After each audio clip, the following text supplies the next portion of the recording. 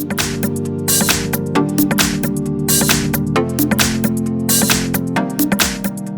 front of me I have MOBVOI TicWatch S, and I'm gonna show you how to change date and time on this device.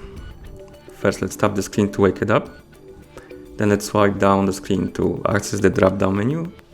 Here, let's tap the icon, settings icon on the top. Now let's scroll all the way down to system and let's tap it. Here, let's tap on the date and time. As you can see, we are in the date and time settings. Usually it's set up to sync from your phone, but we can also turn it off and change it manually. For example, like that. And time. Also, we can change the time zone, like here.